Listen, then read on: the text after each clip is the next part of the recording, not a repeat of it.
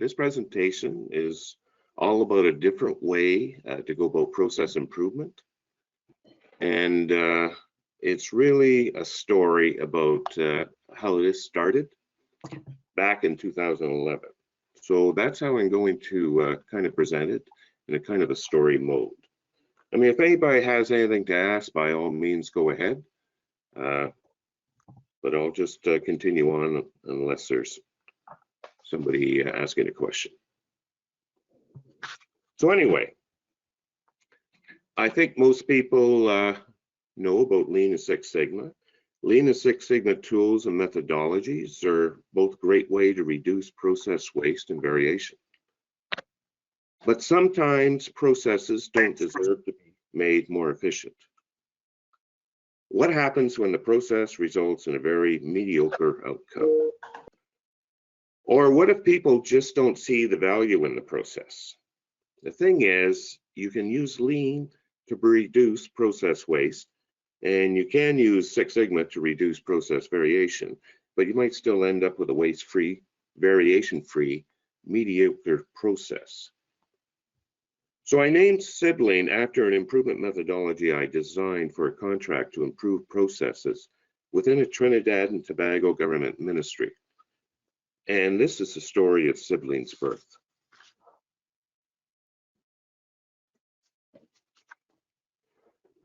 I was given a call on a weekend in early 2011 by an old friend, John, who had retired from the Canadian government as an assistant deputy minister and now spent his time advising other government departments on how to work more effectively and efficiently. He was all set to go south as part of a team to assist a ministry in the Trinidad and Tobago government in its desire to reinvent itself. One of the other team members had suddenly dropped out and they needed a pinch hitter. This person was supposed to be responsible for guiding ministry teams through revolutionary revisions of their processes using business process reengineering. They were leaving in a week, and could I join them? Well, it just happened to be in the cold of the Canadian winter, and I didn't have anything else scheduled for the near future. And this sounded much better than the previous February when I traveled to Winnipeg on behalf of Environment Canada. And so I enthusiastically agreed. Then he added, but listen, there will already be quite a bit of change going on in the ministry, and so I've been asked to tell you not to cause too much more disruption. This made me stop and think about my original answer. Was there room for me to facilitate the business process reengineering my way? Sure, he said. Do it any way you want.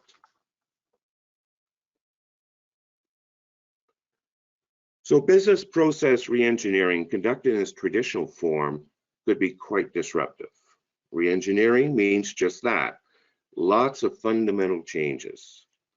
How to go about this without causing burnout of employees while their whole ministry is undergoing reconstruction already.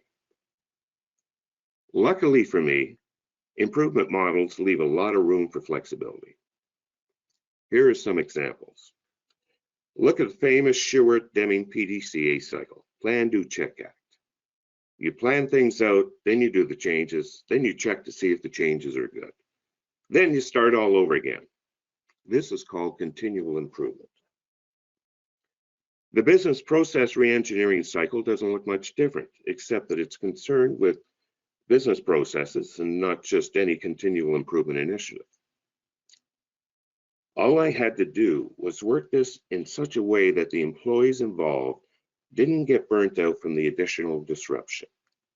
I could still call it BPR, and I was just given carte blanche.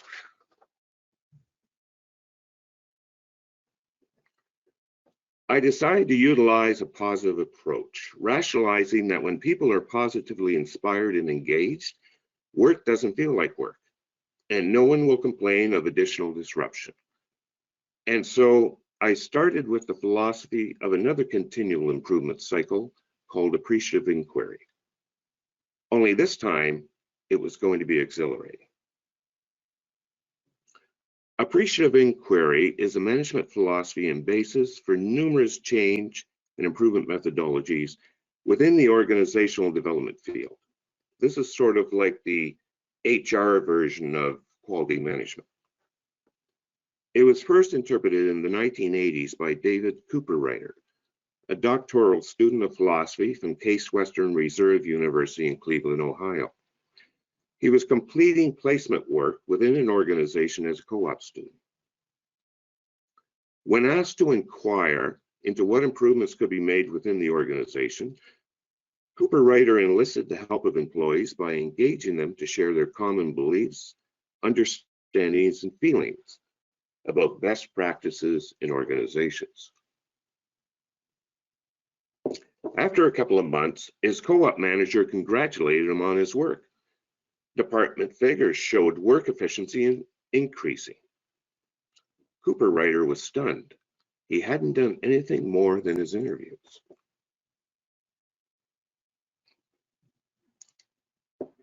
The results of improved performance were startling and eerily similar to the effects of the famous Hawthorne experiments, but with a decided difference. There were no perceivable adjustments to the employee's work environment other than the inquiries themselves. This phenomenon went on to become the subject of Cooperrider's doctoral thesis in 1986 and a seminal written work on appreciative inquiry as a management philosophy co-written by his thesis advisor. I had experienced this phenomenon myself during the facilitation of improvement initiatives in a Vermont hospital. After arranging for a department head to provide a questionnaire to patients inquiring as to what they thought was important for great customer service in order to help the department improve, the outpatient client survey ratings went up significantly. When I asked what other changes she made, she said none. They were just at the stage of collecting customer feedback.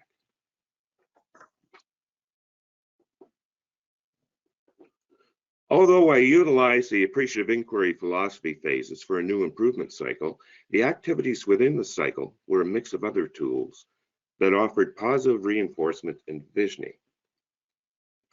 Like Six Sigma, I formed a cycle around existing tools, and the only difference was the overall methodology itself.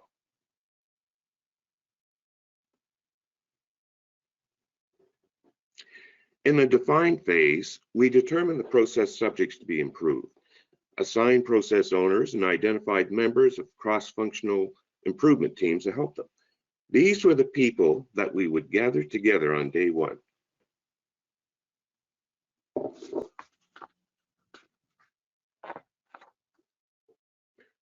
There were a total of 7 processes selected for revitalization.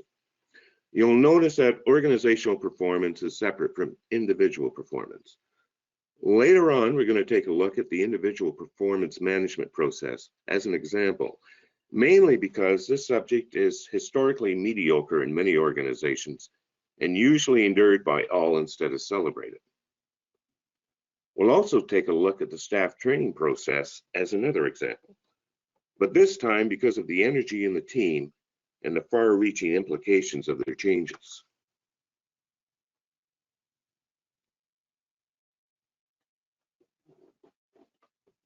There were approximately 50 participants on the first day of the event. These constituted all of the process owners and their team members, along with a scattering of curious management. We started the day off with an explanation of how our version of the BPR process was going to work and what to expect. Then we divided everyone into their teams and asked them to pair up for an appreciative interview. If you'll remember, the discover portion of the appreciative inquiry cycle is all about what's going well. And so the newly paired participants were asked to quietly interview each other using a pre-designed interview instruction entitled A Passion for Improvement. In the instruction, we provided tips for interviewing, including, as the interviewer, your role is to listen deeply and to help your partner tell his or her story fully. Each interview was to last 10 minutes before changing roles.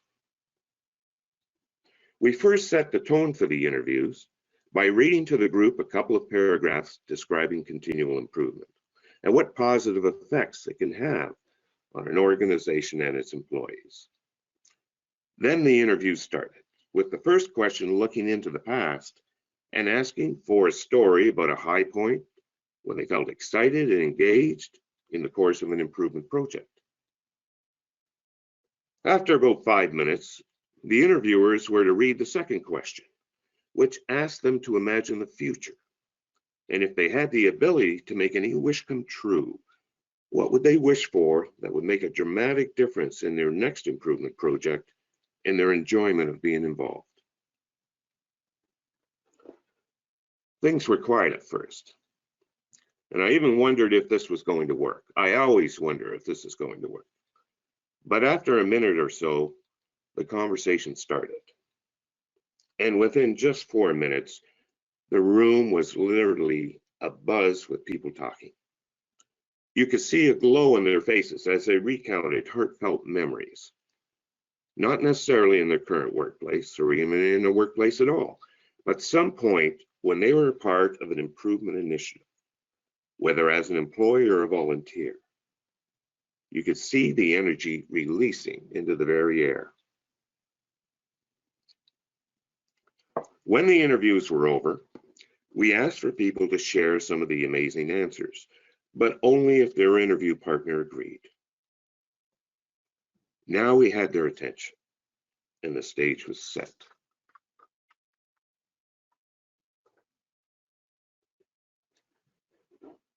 After a short break, we assembled back into the large process teams again. This time, they were asked to take their process subject and collectively express their vision for it through art. All sorts of art materials and costume pieces were assembled in different areas of the room for them to use. Large rolls of brown butcher paper was available to hang on the walls. They could express it in any form of art they wanted, either through physical art pieces and drawings, songs, skits, poetry, whatever. As long as the expression was kept positive and no negative words or feelings entered the conversations.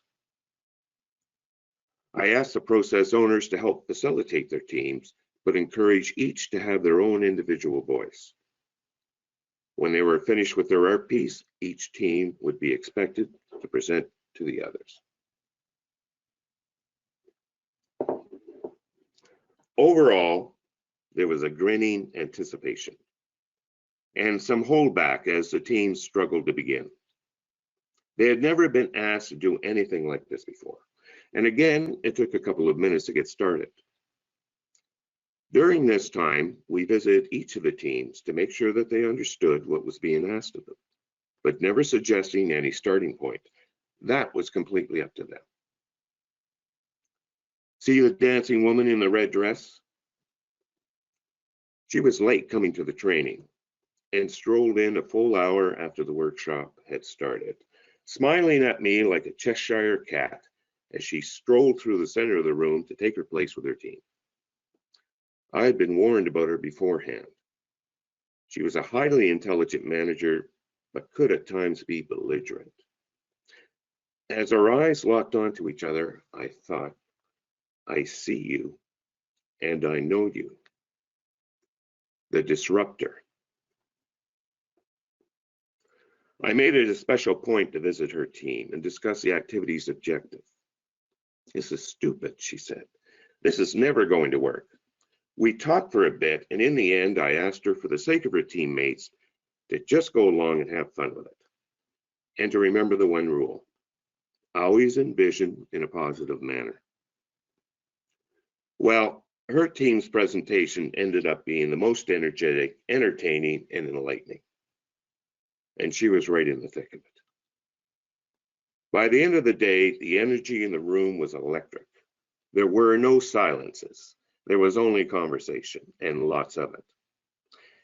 It actually took a while for everyone to disperse once the workshop day was over.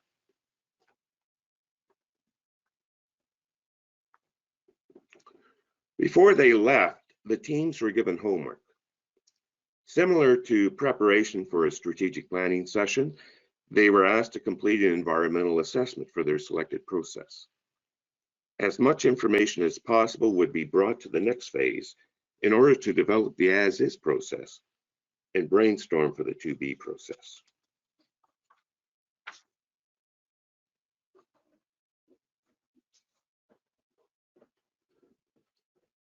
For the design phase, we started by creating a hands-on visual depiction of the as-is level 2 process.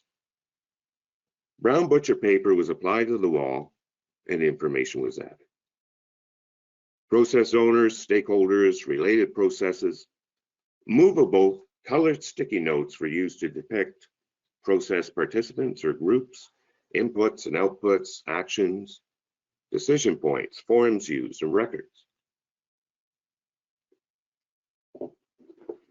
The previous process vision created during the dream phase was purposely not referred to during the creation of the as-is process.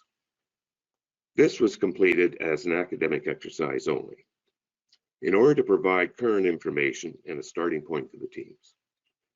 We kept them motivated during this step with the promise that we would start envisioning the to-be process after we finished identifying what they had right now. When they left on day one, their minds were churning with all sorts of possibilities.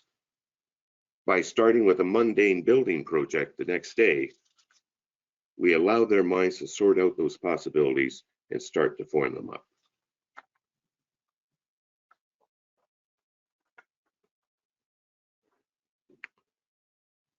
This is a simplified version of the as-is process for individual performance management.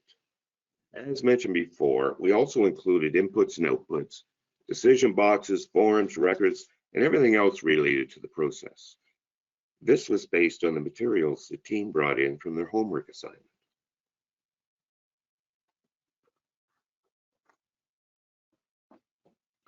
Once they had completed the as-is state, we then moved the teams to continue in their motivating, enlightening journey to create a best-in-class process. Bringing out and displaying the results of their dream phase activity, they were asked to turn the vision of their process outcome into a transformational topic.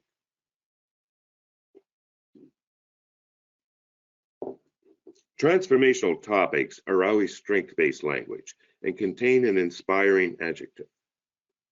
Problem-based is where we identify problems, conduct root cause analysis of problems, brainstorm solutions to get rid of problems, versus strength-based, where we identify what we want to create, conduct root cause analysis of successes, imagine what could be, and create what will be. We were transforming from organizations or problems to be solved to organizations or solutions to be embraced. This activity allowed the teams to breathe life into what is ordinarily an unemotional process purpose. The example here is from an improvement initiative conducted by British Airways. They started with a small problem that plagues most every airline, loss of luggage.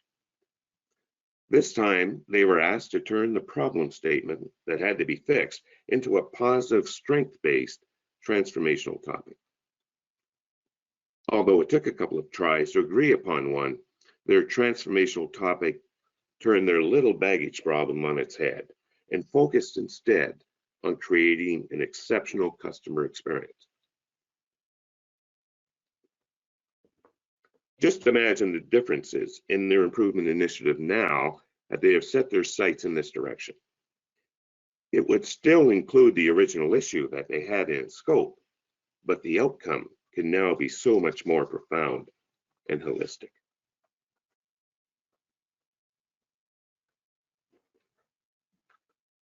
There's a couple more examples of transformational topics for processes that the teams were provided.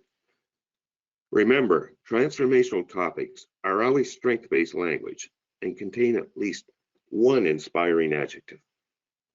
What are adjectives? Adjectives are words that describe the qualities or states of being of nouns, such as enormous, dog-like, silly, yellow, fun, or fast. But they can also describe the quantity of nouns, such as few, many, millions, or 11.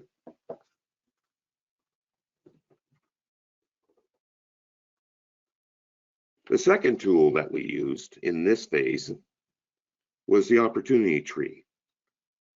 This is sort of like the opposite of a cause and effect analysis. It's a technique used to conduct a cause and effect analysis of the opportunity that you are studying to improve. We used the opportunity tree to identify drivers and outcomes for the transformational topic. The opportunity tree is unique for process improvement in different ways. It uses strength-based language instead of problem-based language in the form of a transformational topic, which goes in the middle of the tree.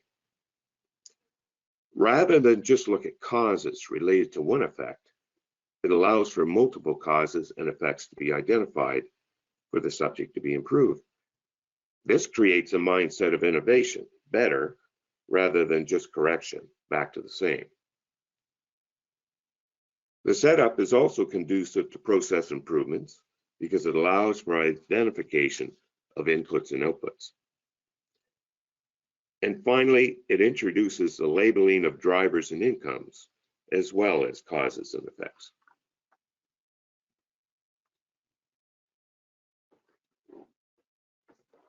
Here's a transformational topic developed by the individual performance management process team. It wasn't a quick decision, and it took a while to get it just to the right wording that everybody could agree was inspiring. Notice that the purpose of the process is no longer to just assess an employee's performance. It's working to help them attain the best that they can be. They were asked to brainstorm how they might achieve the process's transformational topic. The items representing the roots are what nourishes. This is helping people to be the best that they can be. The items representing the branches and the fruits are what results from helping people to be the best that they can be. They should be related to the items in the roots, but it's not mandatory. All of them should be taken into consideration when building the 2B process.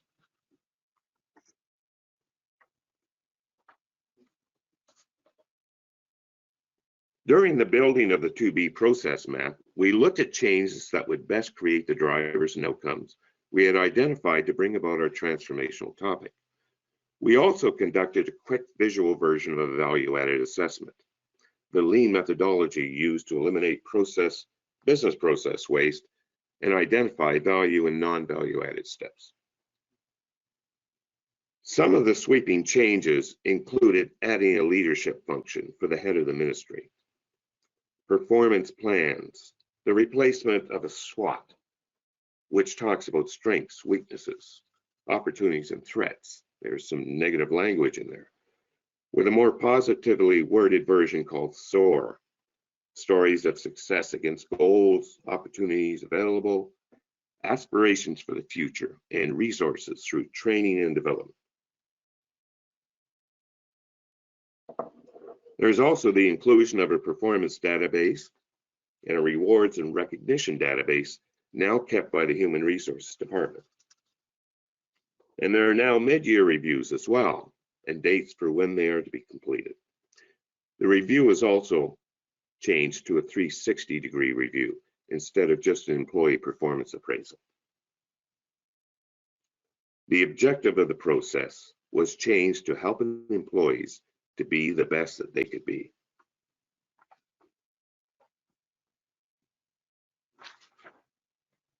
When changes are made to a process, especially significant ones, actions usually need to take place to support that change. Part of the improvement cycle was to identify action items as well as responsibilities and due dates. This slide just shows the action items identified by the individual performance management process team, but excludes the responsibilities and the timings. Notice an extra emphasis on developing employees to take over existing customer contractor positions. They even designed a draft recognition program to be further developed by Human Resources. They talked about this a lot when they were doing their transformational topic in the 2B process. I guess there were a lot of contractors that were working for the government, and they wanted their people to be able to take over those jobs.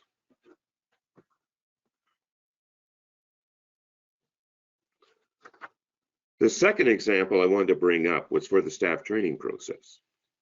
A simplified version of the as-is process for staff training is shown here, again based on the materials the team brought in from their homework assignment.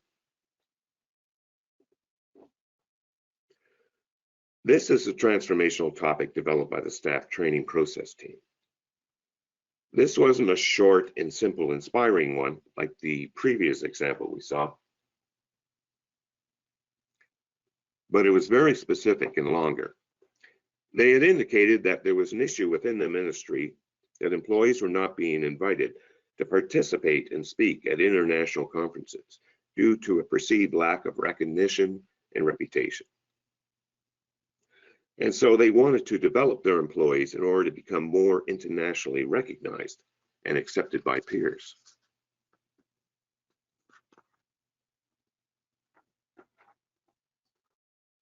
Some of the sweeping changes in this case included developing overall training strategies for the ministry itself, and including cabinet in the approval of a training plan to put these strategies into effect. This changed the whole meaning of training and development for them. They now had strategies and objectives instead of just a directionless, ongoing, take whatever you feel like training process. Not only that, but measurement of training effectiveness was now going to be a topic in the individual performance management appraisals. And training content was going to be shared by presentation to others in the ministry. The transformational topic for staff training had set the direction for creating a highly energized workforce of professionals proficient and ethical in decision-making and mentoring.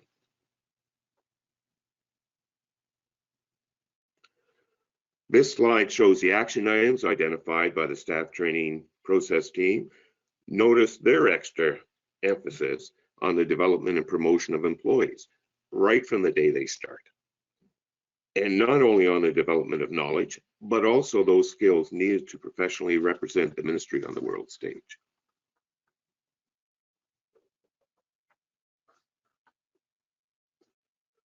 The next steps involve getting management approval to roll out the new change process, doing a pilot run for reasons of testing and feedback from stakeholders, and making final adjustments to the processes before fixing it into the corporate culture.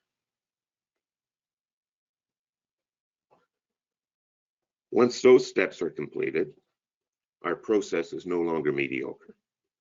Now we can do lean, and now we can do Six Sigma.